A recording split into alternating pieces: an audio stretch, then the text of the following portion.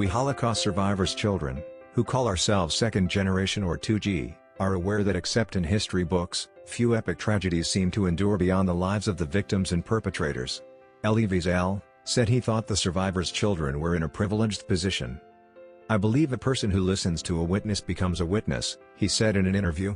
"Survivors' children such as I, have dedicated much of our lives to keeping their parents' stories alive, by writing books, making films, even forming therapy groups.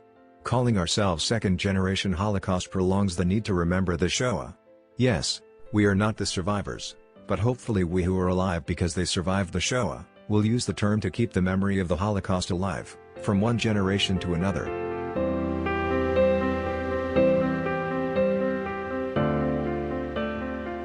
So many of the Holocaust survivors who I grew up with have passed away. They were all so important to me and they conveyed a special feeling that no others could. To the second and third generation I offer this comfort before the high holidays. I have been an orphan too long. My dad died over 35 years ago, my mother over 25. Recently I discovered that in addition to the death of most of my family in the Holocaust, I also had 2 half-siblings. Recently I discovered family in Israel from the Holocaust.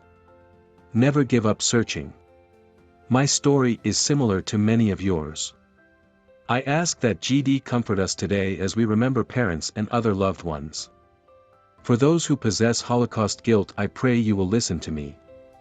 Most of us were too young to understand the misery experienced by our parents, we could not empathize, nor did most of us ask the questions we could have.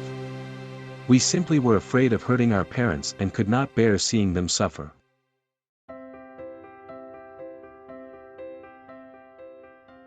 I have spent a lifetime trying to find out what I simply could have asked them about our family. I am certain many of you are in the same boat. I beg you, your parents and mine lived for us. They sacrificed everything for us. Remember the good you experienced with them. I will say Yizkor and Kaddish for those of you who cannot go to a synagogue. Love your families and your children and grandchildren. Look at them and have nachas. For those who do not have children or family, please seek friends today and give and receive love. For those who had a different experience, one filled with only joy and good memories, you are very fortunate. For those who experience pain and still do, I pray for you. GD bless you all and may our loved ones rest in heaven. They already experienced hell.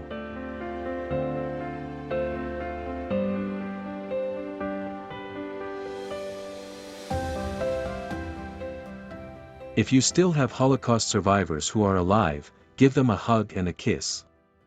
GD granted me a beautiful wife, 4 children and so far 14 grandchildren. My youngest went on Aliyah with his family.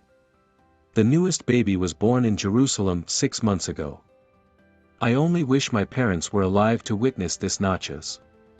I am not a psychologist but merely a 2G still struggling. Many of you still have pain because you think you could have done more to help your parents or acted differently towards them. I learned years ago not to generalize 2Gs. It is very dangerous since some become very upset, so I will only speak about myself. My personality manifests itself in my always having to be in control of every situation. When my father was dying 35 years ago, I thought I could save his life by literally asking him to live for me. My parents sacrificed everything for me. He died and I still have not forgiven myself for not producing a miracle. Regarding my mother, after my father's death I did everything possible for her. She lived with us for many years, but I still feel I could have been more understanding and patient with her. Please forgive yourselves, your parents would not want you in anguish.